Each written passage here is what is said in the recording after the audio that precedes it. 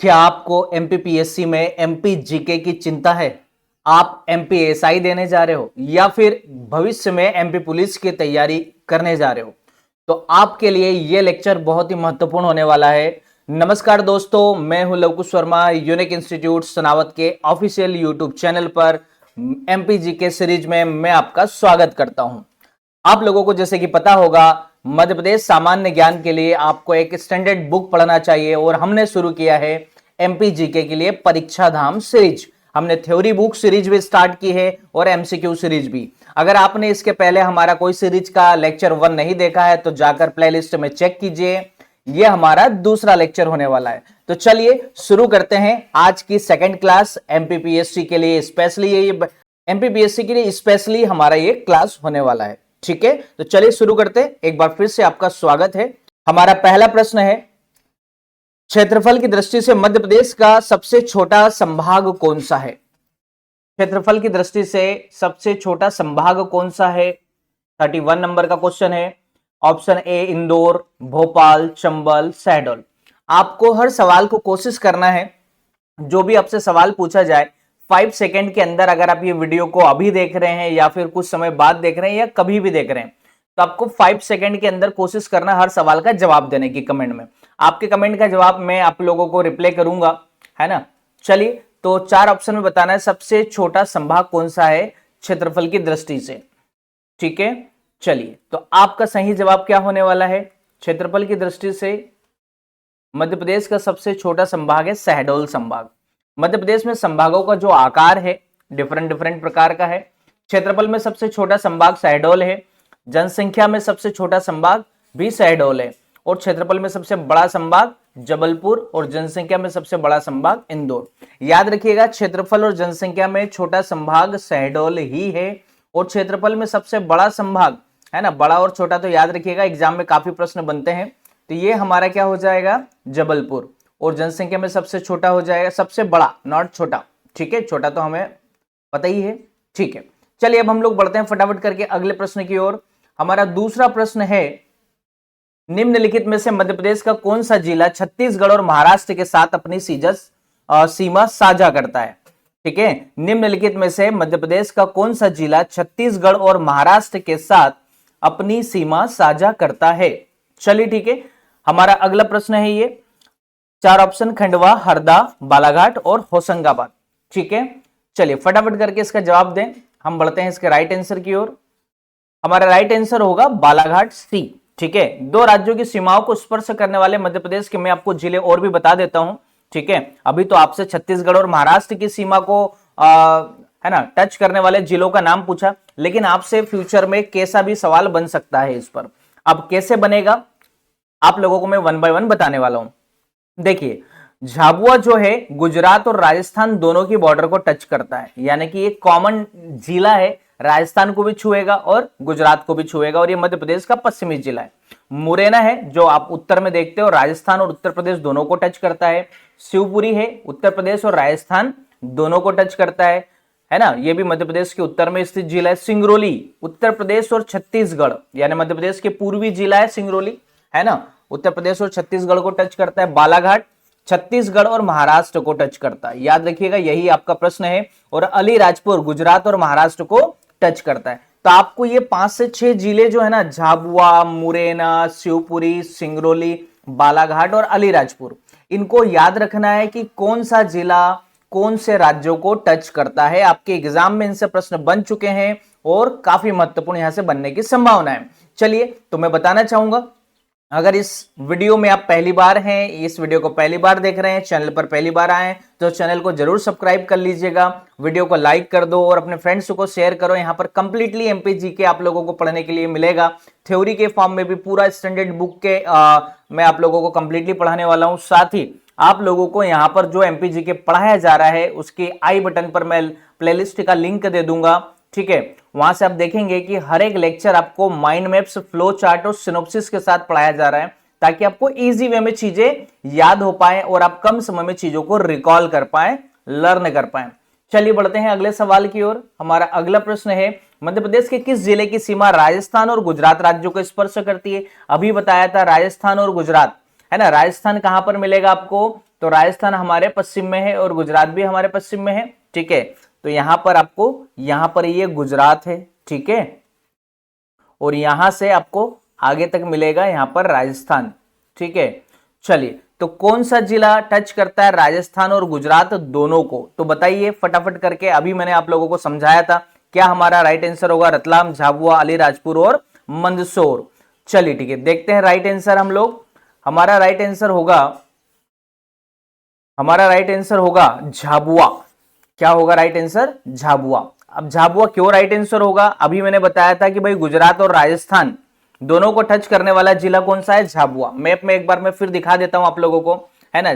गुजरात और राजस्थान दोनों को टच कैसे करता है झाबुआ, मैं आप लोगों को मैप में एक बार दिखा देता हूं, ठीक है। चलिए, अब देखिएगा, मैं आपको जूम करके एक बार दिखाने जा रहा हूं।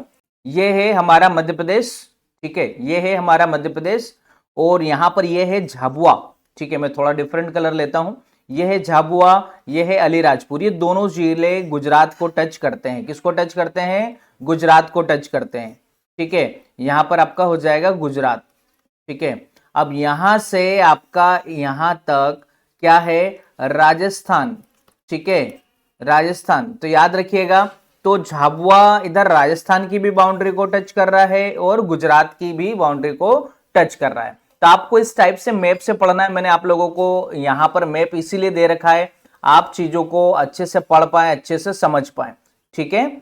चलिए ठीक है, अब हम बढ़ते हैं हमारे अगले प्रश्न की ओर। 34 नंबर का हमारा जो अगला प्रश्न है वो क्या है, ठीक है। चलिए देखते हैं। 34 नंबर का क्वेश्चन है हमारा, मध्य प्रदेश में निम्न में से कौन सा जिला अन्य दो राज्यों के साथ सीमा साझा करता है, ठीक है। कौन सा जिला अन्य दो राज्यों के साथ? भाई अलीराजपुर है, गुना है, छतरपुर है, अनूपपुर है। तो अभी हमने देखा ऐसे 6 जिले हैं, है ना। कौन कौन से 6 जिले अभी मैंने आपको बताया भी। तो इनमें से अलीराजपुर, तो ये मैं बता चुका हूं, बार बार अब आपका टाइम वेस्ट नहीं करना चाहूंगा। भाई हमारा कौन सा जिला अलीराजपुर किसको किसको, है ना, यहां पर अलीराजपुर गुजरात और महाराष्ट्र को टच करता है। अलीराजपुर किसको टच करेगा? गुजरात और महाराष्ट्र को, ठीक है। लेकिन झाबुआ जो है गुजरात और राजस्थान, क्योंकि ऊपर राजस्थान है, याद रखिएगा। अलीराजपुर नीचे, देखिए झाबुआ आपने देखा होगा मैप में, झाबुआ ऊपर है और अलीराजपुर का है नीचे है, ठीक है। तो ये टच करता है महाराष्ट्र और गुजरात को, और ये टच करेगा, है ना, गुजरात और राजस्थान को। याद रखिएगा, यहां पर कंफ्यूजन की स्थिति बन सकती है, पर आप लोगों को अच्छे से पढ़ना है, समझना है। मैप में देखोगे तो चीजें और अच्छे से याद हो जाएगी। चलिए बढ़ते हैं अगले सवाल की ओर। हमारा 35 नंबर का प्रश्न है। वीडियो के एंड तक बने रहिएगा, क्योंकि आपको यहां पर बहुत ही महत्वपूर्ण प्रश्न मिलने वाले हैं जो PYQ के आधार पर हैं और पिछले सालों में कई बार ये पूछे गए ये प्रश्न। तो मध्य प्रदेश की सर्वाधिक सीमा किस राज्य को स्पर्श करती है? मध्य प्रदेश की सर्वाधिक सीमा किस राज्य को स्पर्श करती है? गुजरात है, राजस्थान है, महाराष्ट्र, उत्तर प्रदेश है। फटाफट करके 4 ऑप्शन आपके सामने है, जवाब दीजिए। चलिए, हमारा सही जवाब होगा उत्तर प्रदेश। एमपी की सर्वाधिक सीमा, एमपी की सर्वाधिक सीमा यूपी को टच करती है। किसको टच करती है? यूपी को टच करती है। चलिए मैं आपको बता देता हूं, और सबसे कम सीमा गुजरात को टच करती है। ये भी एग्जाम में पूछा गया है। एमपी के पड़ोसी राज्यों की सीमा की मतलब संख्या कितनी है? एमपी के 5 पड़ोसी है। मैंने ट्रिक बताया था, यू आर माई ग्रेट चाचा, ये हमारी ट्रिक थी, ठीक है।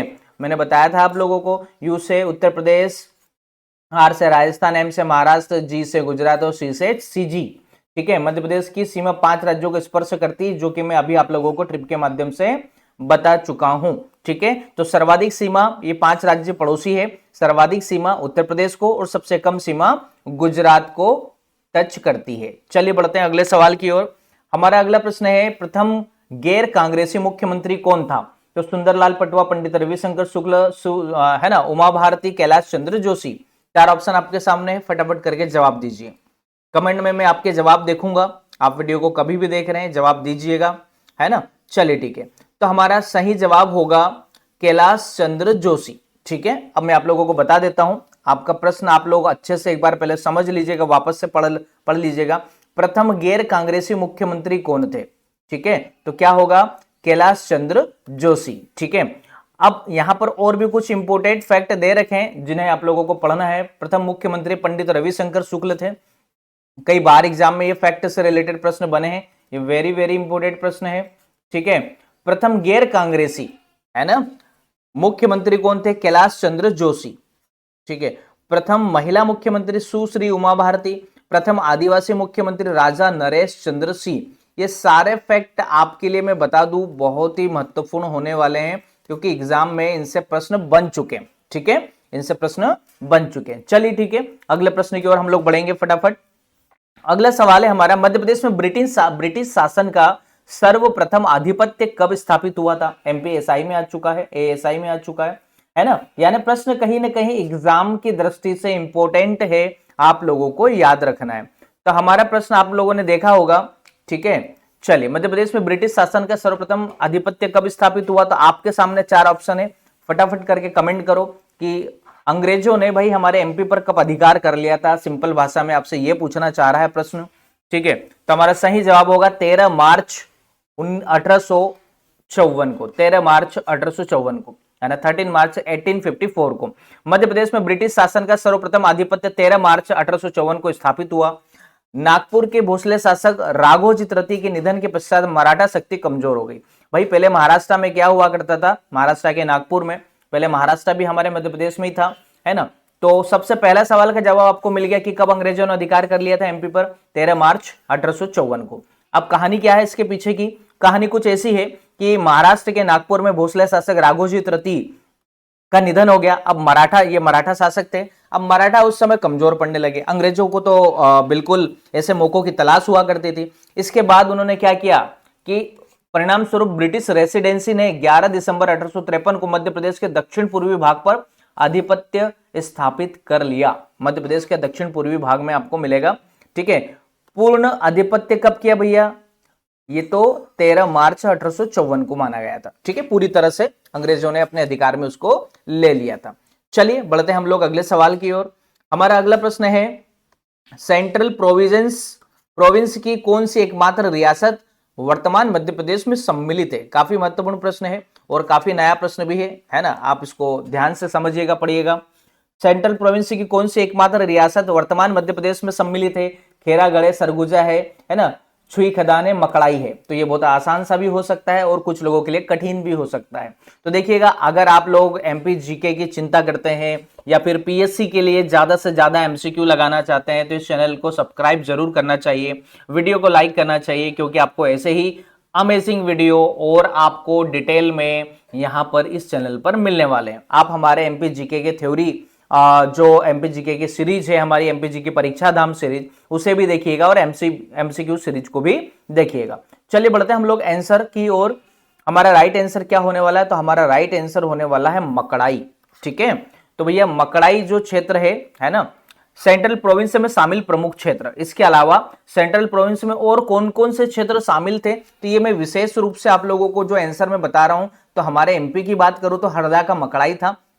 बाकी आप खुद पढ़ लेंगे क्योंकि वो अन्य राज्यों से बिलोंग करते हैं। चलिए ठीक है, हम लोग बढ़ते हैं हमारे अगले सवाल की ओर। अगला सवाल है हमारा 39 नंबर में, निम्नलिखित में से मध्य प्रदेश के किस जिले की सीमा उत्तर प्रदेश को स्पर्श नहीं करती? यूपी को मतलब जो टच नहीं करते, ऐसे जिले का नाम बताना है। भिंड है, सतना है, शिवपुरी है, श्योपुर है ना, जो यूपी को टच नहीं करती है। आपके प्रश्न में नहीं वर्ड का प्रयोग हुआ है।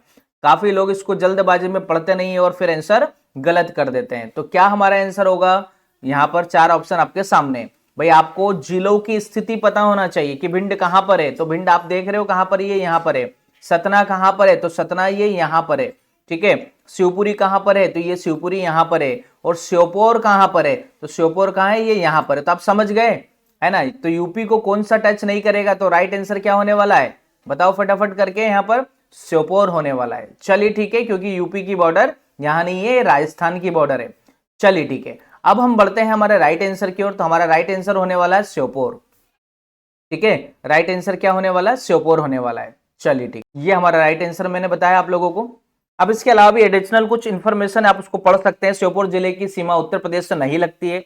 उत्तर प्रदेश से लगने वाले जो जिलों की संख्या है या नाम है आपके सामने दे रखे हैं, आप इनको जल्दी से पढ़ लीजिएगा। मुरैना है, भिंड, दतिया है, शिवपुरी है, अशोकनगर, सागर, टिकमगढ़, निवाड़ी, छतरपुर, पन्ना, सतना, रीवा, महूगंज और सिंगरौली। ठीक है, ये सारे के सारे जिले, महूगंज नया जिला है, आप लोग जानते ही होंगे। चलिए ठीक है, अगला प्रश्न हमारा 40 नंबर का, मध्य प्रदेश का राजकीय नृत्य क्या है? मध्य प्रदेश का राजकीय नृत्य क्या है, फटाफट करके, बहुत आसान सा प्रश्न है, कमेंट कीजिएगा, है ना। रामनी, कर्मा, सेला, राई, तो बहुत आसान है। राजकीय नृत्य मध्य प्रदेश का है, क्या है, राई। ठीक है, चलिए ठीक है। अब इसके रिलेटेड हम लोग कुछ और महत्वपूर्ण फैक्ट की बात करेंगे। मध्य प्रदेश का जो राजकीय नृत्य है राई तो है, ठीक है, ये आप लोग जानते भी हैं, है ना। एक सेकेंड में वापस से उसी प्रश्न के आंसर पर जा रहा हूं। ये हमारा 40 नंबर का प्रश्न, और ये हम उसकी अब बात करते हैं। चलिए, राई के बारे में हम लोग चर्चा कर रहे थे। राजकीय नृत्य राई है, क्षेत्र बुंदेलखंड है ना। अब ये कई बार पूछा गया है कि भाई राजकीय जो नृत्य है वो कौन से क्षेत्र में प्रचलित है, तो बुंदेलखंड में।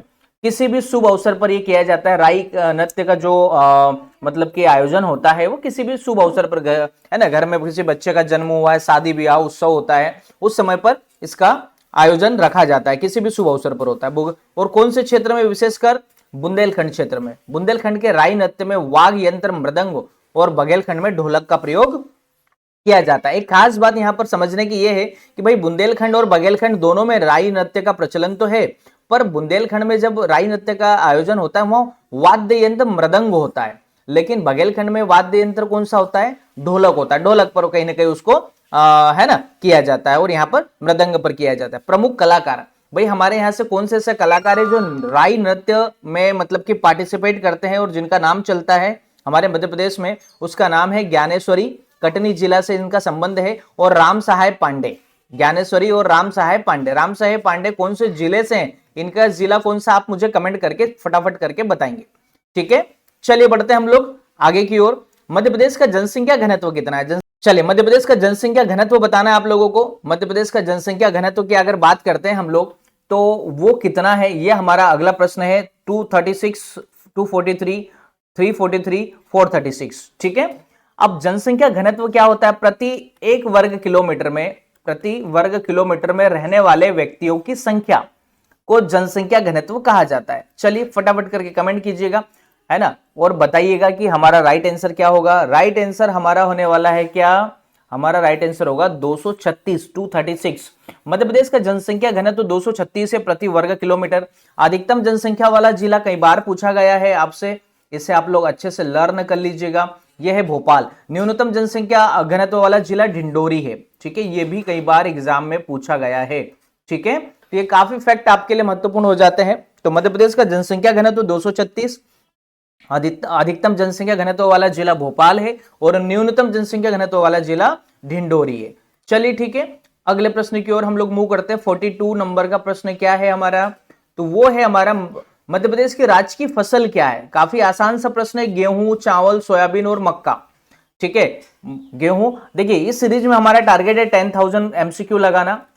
ठीक है, 10,000 एमसीक्यू हमारा टारगेट है। तो आप इस सीरीज को ज्यादा से ज्यादा अपने दोस्तों को शेयर कीजिएगा, आपको यहां पर हर प्रश्न उसका एक्सप्लेनेशन मिलने वाला है। ठीक है, चलिए ठीक है। तो मध्य प्रदेश की हम लोग चर्चा करें राजकीय फसल की, तो कौन सी है, सोयाबीन। चलिए, इसका राइट आंसर आप लोगों को मैं बता चुका हूं। अब देखिएगा यहां पर हमारी जो सोयाबीन फसल है इसके बारे में और कुछ फैक्ट जो आपसे पूछे जाते रहे हैं। भैया कौन से क्षेत्र में इसका उत्पादन होता है, तो मालवा में। उत्पादक जिले विशेषकर उज्जैन और धार है। वैज्ञानिक नाम क्या है, तो ग्लाइसिन मैक्स है। सोयाबीन अनुसंधान केंद्र कहां पर है, तो इंदौर में है। विशेष इसमें और क्या है, तो मध्य प्रदेश को सोया प्रदेश कहा जाता है। सोया प्रदेश मतलब सोयाबीन का उत्पादन में हमारा स्थान नंबर 1 है अन्य राज्यों की तुलना में, इसलिए कहा जाता है इसे सोया प्रदेश। ठीक है, चलिए ठीक है, अब हम लोग बढ़ते हैं आगे की ओर। हमारा 43 नंबर का क्वेश्चन है, मध्य प्रदेश का राजकीय खेल कौन सा है, तो hockey, kabaddi, cricket and mallakhamb. ये आपके 4 ऑप्शन है। तो बहुत आसान सा प्रश्न है। मध्य प्रदेश का राजकीय खेल है मलखंब। क्या है, मलखंब। ठीक है, चलिए ठीक है, हम लोग बढ़ते हैं आगे की ओर। अब मलखंब के बारे में भी कुछ और महत्वपूर्ण फैक्ट जो आप लोगों को जानना चाहिए, चलिए हम लोग जान लेते हैं। राजकीय खेल मलखंब है। वर्ष, इसका घोषित वर्ष कब है, 2013। 2013 में मलखंब को राजकीय खेल का दर्जा दिया गया था। ठीक है, और विशेष क्षेत्र इसका मालवा है। मालवा में मलखंब का आयोजन होता है। जनरली आपको अन्य क्षेत्रों में बुंदेलखंड, बघेलखंड, निमाड़ ऐसी जगह पर देखने के लिए नहीं मिलेगा। विशेष मध्य प्रदेश मलखंब अकादमी कहां पर है, उज्जैन में है। प्रभाज जोशी सम्मान मलखंब के क्षेत्र पे दिया जाता है। ये याद रखिएगा, मलखंब अकादमी पर भी प्रश्न बन चुका है और प्रभास जोशी सम्मान के ऊपर भी प्रश्न बन चुका है। और घोषित वर्ष क्या है? 2013। आप चीजों को बार बार पढ़ेंगे, मेमोराइज करेंगे तो आपके लिए ज्यादा बेहतर होगा, आप लोगों को याद अच्छे से हो जाएंगे। ठीक है, तो रिपीटेशन बहुत जरूरी है ना। चलिए, भोपाल को किस वर्ष मध्य प्रदेश की राजधानी बनाया गया? है ना, हो सकता है आप लोगों के लिए कठिन सा प्रश्न हो, लेकिन जो रेगुलर पढ़ते हैं उन बच्चों को ये सरल लगेगा, उन स्टूडेंट्स को सरल। 56, 72, 92, 47। अब ये कब उसे राजधानी बनाया गया? मध्य प्रदेश की राजधानी भोपाल को कब बनाया गया था? तो भैया मध्य प्रदेश की राजधानी भोपाल को 1956 में बनाया गया था। ठीक है, 1956 में बनाया गया था। चलिए हम लोग और रिलेटेड इससे जानकारी जो जुड़ी हुई है जान लेते हैं, क्या महत्वपूर्ण फैक्ट है। तो मध्य प्रदेश की राजधानी भोपाल को 1956 में बनाया गया था। भोपाल का नामकरण राजा भोज के नाम पर किया गया था। याद रखिएगा, काफी महत्वपूर्ण प्रश्न है। सीहोर की तहसील भोपाल को मध्य प्रदेश की राजधानी 1 नवंबर 1956 को बनाया गया था। एक जमाने में सीहोर जिले की भोपाल तहसील हुआ करती थी। याद रखिएगा, 2 अक्टूबर 1972 को सीहोर से अलग करके भोपाल जिले की स्थापना की गई थी। यानी कि भोपाल को अलग कब किया गया सीहोर से? तो याद रखिएगा 1972 में, 2 अक्टूबर को, है ना। 2 अक्टूबर कुछ खास होता है, जानते होंगे आप लोग, तो कमेंट जरूर कीजिएगा। 2 अक्टूबर 1972 को सीहोर से अलग करके भोपाल जिले का निर्माण हुआ है। और राजधानी कब बनाया गया? 1956 में। किसके नाम पर भोपाल का नाम पड़ा? राजा भोज के नाम पर। ठीक है, ये सब सारे फैक्ट आप लोगों को लर्न करना है और इस लेक्चर को एंड तक देखना है। मध्य प्रदेश का राजकीय फल क्या है? तो फल के बारे में तो आप लोग जानते ही जानते हैं कि हमारा राजकीय फल आम है।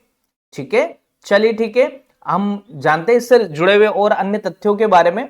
देखिएगा, हमारे सामने इसका वैज्ञानिक नाम आपको याद होना चाहिए, मैंगीफेरा इंडिका है। बाहुल्य क्षेत्र पूरे वैसे मध्य प्रदेश में देखने के मिलता है। अब आम की बहुत सारी प्रजातियां हैं जो आपके एग्जाम में प्रश्न यहां से बनते रहता है। प्रमुख प्रजातियों में नूरजहां है। नूरजहां अलीराजपुर जिले में आपको देखने के लिए मिलेगा, काफी फेमस प्रसिद्ध आम है। सुंदरजा रीवा जिले में पाए जाने वाला आम है। यह आम की प्रजाति है जो आपसे एग्जाम में पूछे गए हैं। चलिए बढ़ते हैं अगले सवाल की ओर। 46 नंबर का हमारा सवाल है, वर्तमान मध्य प्रदेश में जिलों की कुल संख्या कितनी है? देखिएगा, आपको मैं अपडेटेड डेटा दे रहा हूं यहां पर, जो लेटेस्ट चीजें हैं। और अभी हाल फिलहाल में हमारे पास जिलों में 2023 में 3 जिलों का निर्माण हुआ है ना, 53, 51, 54 और 55। तो हाल फिलहाल में हमारे पास जिलों की संख्या कितनी हो गई?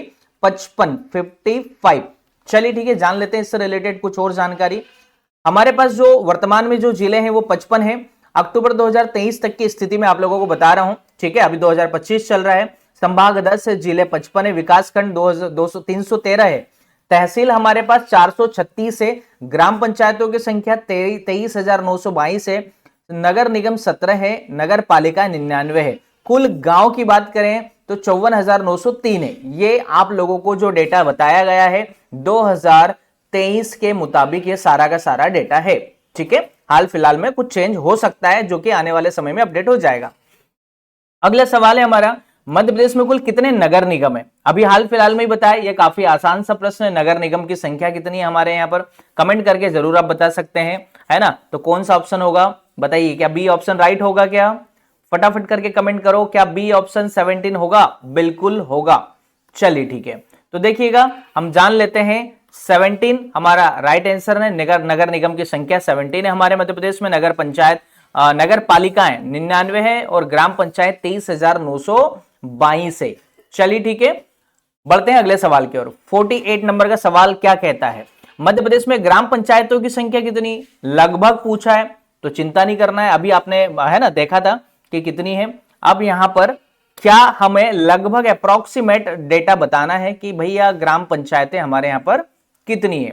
हमारा राइट आंसर होगा 24,000।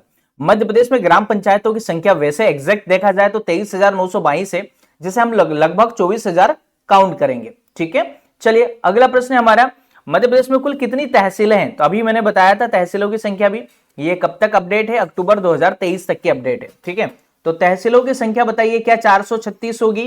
फटाफट करके कमेंट करो, क्या 436 तहसीलें होगी? करेक्ट है। चलिए, बाकी डिटेल में आप लोगों को दे चुका हूं पीछे, उसको आप देखेंगे। 50वां प्रश्न है, वर्ष 2011 की जनगणना के अनुसार मध्य प्रदेश का जनसंख्या की दृष्टि से भारत में कौन सा स्थान है? एमपी का पॉपुलेशन के नजरिए से कौन सा स्थान है? यानी जनसंख्या में क्या हम सबसे आगे हैं या फिर हमारी कोई रैंक है? ठीक है, 2 बार एग्जाम में आ चुका है, दूसरा, चौथा, छठवां और 5वां।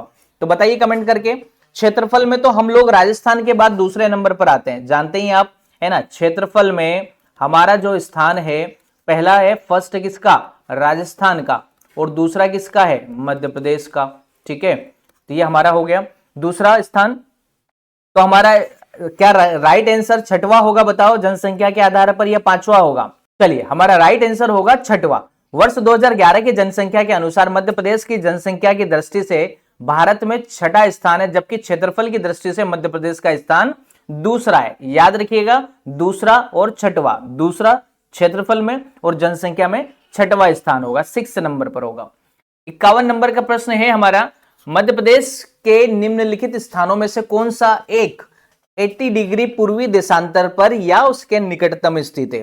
तो भैया आप लोगों को पता है, मध्य प्रदेश से मानक समय रेखा 82 डिग्री एंड, है ना, हाफ, 82.5 डिग्री जिसको हम लोग कहते हैं, वहां से मानक समय रेखा निकलती है।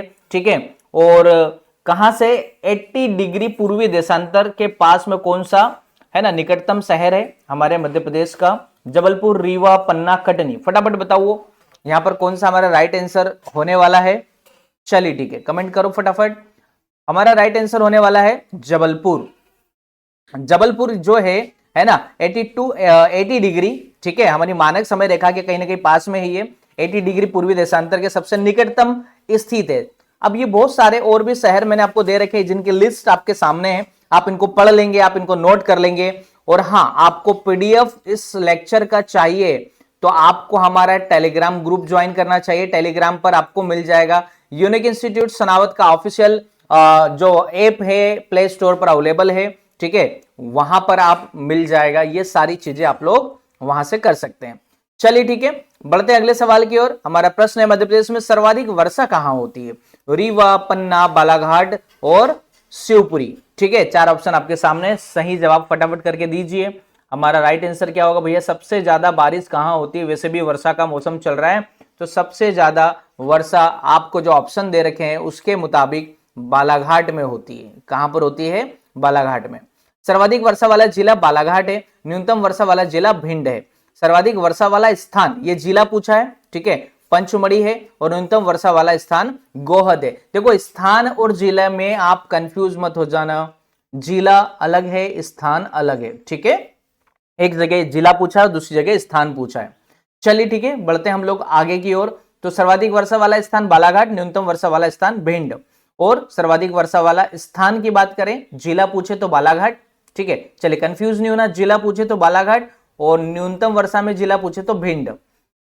यहां पर सर्वाधिक वर्षा वाला स्थान पचमढ़ी और न्यूनतम स्थान, है ना, न्यूनतम स्थान कौन सा हो जाएगा? सबसे कम वर्षा वाला गोहद हो जाएगा। गोहद किसकी तहसील है? भिंड की तहसील है। फटाफट करके बढ़ते हैं आगे। अगला सवाल है हमारा 53 नंबर का सवाल है, मध्य प्रदेश की वर्तमान भौगोलिक स्थिति का विस्तार बताइए। भाई एमपी का भौगोलिक स्थिति बताना है, अक्षांश और देशांतर के मध्य, अक्षांश और देशांतर के मध्य मध्य प्रदेश की भौगोलिक स्थिति आपको बताना है। ठीक है, चलिए कहां से कहां होगा फटाफट पढ़ लो पहले, काफी आपको लेंदी वो दे रखे हैं सेंटेंस के फॉर्म में। 21 डिग्री 6 मिनट से उत्तरी अक्षांश, 26 डिग्री 30 मिनट और 74 डिग्री 9 मिनट पूर्वी देशांतर से 82 डिग्री 48 मिनट। कौन सा राइट आंसर होने वाला है? तो 21 डिग्री 22 तो नहीं हो सकता, 23 भी नहीं हो सकता। ठीक है, आपको देखना है फटाफट करके, और डी ऑप्शन भी नहीं हो सकता। तो फिर राइट आंसर क्या होने वाला है बताइए फटाफट। राइट आंसर हमारा क्या होने वाला है? हमारा राइट आंसर होने वाला है ए। ठीक है, मध्य प्रदेश का अक्षांशी विस्तार की हम लोग चर्चा कर रहे हैं। अक्षांशी जो विस्तार है हमारा कितने डिग्री से कितने डिग्री में है? मध्य प्रदेश उत्तरी गोलार्ध में अक्षांशी दृष्टि से और पूर्वी गोलार्ध में देशांतरी दृष्टि से फैला हुआ है। इसका जो विस्तार है 21 डिग्री 6 मिनट से 26 डिग्री 30 मिनट तक है उत्तरी अक्षांश में, तथा है ना 74 डिग्री 9 डिग्री से 74 डिग्री 9 मिनट से 82 डिग्री 48 पूर्वी देशांतर के मध्य स्थित है। चलिए ठीक है, बढ़ते हैं अगले सवाल की ओर। मध्य प्रदेश के अंतर्वर्ती जिलों की संख्या कुल कितनी है? मध्य प्रदेश में अंतर्वर्ती जिलों की कुल संख्या कितनी है? इसको एक बार आप लोग गूगल पर भी चेक कर लीजिएगा, क्योंकि अभी जिलों में 2023 में फेरबदल भी हुआ है, तो जिलों की संख्या में कुछ न कुछ चेंजेस अपने को देखने के लिए मिल सकते हैं। पहले अंतर्वर्ती जिलों की संख्या शायद 17 थी, है ना। आप अभी का लेटेस्ट डेटा आप लोगों को कहीं ना कहीं बढ़कर ही मिलेगा। चलिए बताइए फटाफट करके कमेंट करके, अंतर्वर्ती जिलों की कुल संख्या अब 17 से हो गई 18, क्योंकि हमारे पास जिलों की संख्या भी यहां पर कहीं ना कहीं चेंज हुई है। ठीक है, चलिए अब उनके नाम नहीं बताऊंगा मैं, ठीक है, आप लोगों को काफी जिलों की संख्या, वो 18 जिले कौन से हैं वो आप लोग पढ़ेंगे, नोट करेंगे और समझेंगे, अपने मैप में सारी चीजों को देखेंगे। चलिए अगला सवाल है हमारा, चंबल बेसिन में स्थित सबसे उत्तरी जिला कौन सा है? चंबल बेसिन में स्थित सबसे उत्तरी जिला कौन सा है ना? ठीक है, ये हमारा प्रश्न था 55 नंबर का। 55 नंबर का प्रश्न है, चंबल बेसिन में स्थित सबसे उत्तरी जिला कौन सा है? तो ग्वालियर, मुरैना, रीवा और धार। तो आपको चंबल बेसिन का जिले का नाम बताना है, जो कि बहुत आसान सा प्रश्न है, फटाफट करके जवाब दीजिए। कौन सा जिला है? तो मुरैना, चंबल बेसिन में मुरैना जिला आता है। चंबल बेसिन का सबसे उत्तरी जिला मुरैना है, यह मध्य प्रदेश का सबसे उत्तरी जिला है। चंबल नदी मध्य प्रदेश की उत्तरी सीमा का निर्धारण करती है, यह याद रखिएगा, काफी महत्वपूर्ण प्रश्न हो जाता है। चलिए अगले सवाल की ओर बढ़ते हैं। मध्य प्रदेश के कितने जिले राजस्थान को छूते हैं? भैया आप लोगों को हमारे जो पड़ोसी राज्य हैं उनकी संख्या मैंने बताया था 5 है, इनको टच करने वाले जिलों की लिस्ट भी बना लेना चाहिए, क्योंकि अक्सर आपसे एग्जाम में पूछे जाते रहे हैं। तो बताइए राजस्थान की सीमा को टच करने वाले जिलों की संख्या कितनी है जल्दी से? तो हमारा सही आंसर होगा 10। ठीक है, मध्य प्रदेश के सीमावर्ती राज्य और मैंने आपको बता रखे हैं उनको टच करने वाले जिलों की कुल संख्या। तो सबसे ज्यादा लंबी सीमा हमारी उत्तर प्रदेश को लगती है और सबसे कम सीमा हमारी गुजरात को लगती है। क्यों? क्योंकि उत्तर प्रदेश को मध्य प्रदेश के 14 जिले टच करते हैं और गुजरात को सिर्फ 2 करते हैं। राजस्थान को 10 जिले टच करते हैं, महाराष्ट्र को 10 जिले टच करते हैं और छत्तीसगढ़ को 7 जिले टच करते हैं। ठीक है, तो याद रखिएगा, है ना, हमारा प्रश्न और उसके सही ऑप्शन के अलावा एडिशनल इंफॉर्मेशन भी। अगला सवाल है हमारा, कौन सा शहर भारतीय मानक देशांतर के निकटतम स्थित है? मानक देशांतर रेखा मैंने बताया था 82 डिग्री 1.5 मिनट से होकर गुजरती है हमारी मानक समय रेखा। उसके पास में निकटतम कौन सा यहां पर स्थित है शहर? रीवा है, सागर है, उज्जैन है और होशंगाबाद है। फटाफट करके आपको मैप में देखकर आंसर देना है। तो हमारा राइट आंसर होगा रीवा। राइट आंसर कौन सा होगा? रीवा। ठीक है, बाकी आप लोग देख लेंगे कि और शहर और उनकी स्थिति क्या है, कौन सा शहर कितने अक्षांश पर स्थित है, देशांतर पर स्थित है, यह आप लोगों को थोड़ा सा लिस्ट बना लेना चाहिए, मैप में उनको इंडिकेट करना चाहिए। चलिए ठीक है, 58 नंबर का सवाल है, इनमें से कौन सा जिला महाराष्ट्र के साथ सीमा साझा नहीं करता? तो महाराष्ट्र के साथ भैया जिसकी बाउंड्री नहीं लगती है वो जिला कौन सा है? बड़वानी है, बुरहानपुर है, बैतूल है और देवास है ना? तो देवास है ना, महाराष्ट्र के साथ नहीं। देवास कहां पर है आप लोगों को पता है? कहीं ना कहीं बीच में पड़ता है, यहां पर है देवास। तो क्या देवास हो सकता है क्या बड़वानी के साथ? है ना, महाराष्ट्र के साथ सीमा साझा नहीं करता।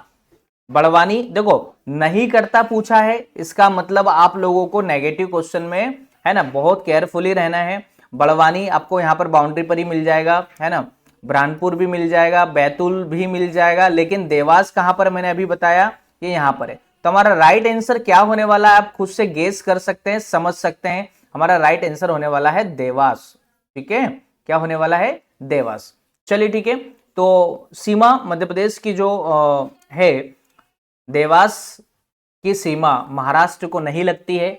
महाराष्ट्र में मध्य प्रदेश के 10 जिले सीमा साझा करते हैं, उनके नाम ये आप लोगों को दे रखे हैं, ये आप लोग अच्छे से रीड करेंगे और अपने मैप में उनको इंडिकेट करेंगे। ठीक है, चलिए 59 नंबर का सवाल है हमारा, सेकंड लास्ट क्वेश्चन है, मध्य प्रदेश का कौन सा शहर सिंधु गंगा के मैदानों में है? मध्य प्रदेश का कौन सा शहर सिंधु गंगा के मैदानों में है? यानी उत्तरी जिला ही पूछा गया होगा, स्वाभाविक सी बात है। तो इंदौर, भोपाल, जबलपुर एंड ग्वालियर। तो सही जवाब क्या होगा? काफी आसान सा प्रश्न है, सही जवाब होगा ग्वालियर। ठीक है, चलिए ठीक है, तो हमारा राइट आंसर है ग्वालियर। और इसका एक्सप्लेनेशन हम लोग देख लेते हैं। सिंधु गंगा के मैदान की बात कर रहे थे हम लोग। ठीक है, मध्य प्रदेश का उत्तरी भाग सिंधु गंगा के मैदानों के अंतर्गत शामिल है और इनके अंतर्गत आने वाले, सिंधु गंगा के मैदान के अंतर्गत आने वाले जिले कौन कौन से? तो ग्वालियर है, भिंड है, मुरैना है, दतिया है। अगर सिंधु गंगा के मैदान के भाग, ये सारे के सारे जिले सिंधु गंगा के मैदान में आते हैं। चलिए बढ़ते हम लोग लास्ट सवाल की ओर। और अभी तक अगर आपने हमारे वीडियो को लाइक नहीं किया है, चैनल को सब्सक्राइब नहीं किया है, आपको एमपी पीएससी या एमपी के किसी भी एग्जाम के लिए एक दमदार कंटेंट चाहिए कि आपको फिर बुक ना पढ़ना पड़े और वीडियो लेक्चर से ही आपका काम हो जाए, इस चैनल को जरूर सब्सक्राइब कर लीजिएगा, है ना। तो भोपाल से किस जिला 1972 में सीहोर से अलग करके राजधानी कब बना? 1956 में बना था। ठीक है, तो चलिए फटाफट करके राइट आंसर दीजिएगा। तो होगा राइट आंसर हमारा कटनी। भोपाल से शहरों की सड़क मार्ग की दूरी कितनी? चलिए यहां पर आपको राइट आंसर क्या होने वाला है? कटनी। और यहां पर आपको डिटेल दे रखा है कि भोपाल से कटनी की दूरी कितनी है। तो भोपाल से कटनी की दूरी कितनी है? ठीक है, वो है 356, यानी सर्वाधिक आपको कटनी तक की दूरी मिलेगी। चलिए आज का हमारा ये क्लास खत्म होता है। और अभी तक अगर आपने हमारे चैनल को सब्सक्राइब नहीं किया, वीडियो को लाइक नहीं किया, तो फटाफट से कर दीजिएगा। यहां पर आपको अभी ल्यूसेंट सीरीज हम लोग शुरू करने जा रहे हैं। Complete Lucent book, complete MP GK की परीक्षा धाम बुक, साथ ही एमसीक्यू एमपी की बुक, ये कंप्लीट करने वाले हैं। स्पेशली हमारा टारगेट एमपीपीएससी स्टूडेंट्स हैं। लेकिन अगर आप एमपी के कोई और भी एग्जाम दे रहे हैं तो आप जानते हैं अगर एमपीपीएससी की लेवल की तैयारी की जाए तब पुलिस, एसआई या फिर अन्य एग्जामों को 100% क्रैक कर सकते हो। तो चलिए मिलते हैं अगले वीडियो में, तब तक के लिए धन्यवाद और ध्यान रखिएगा अपना। जय हिंद, वंदे मातरम।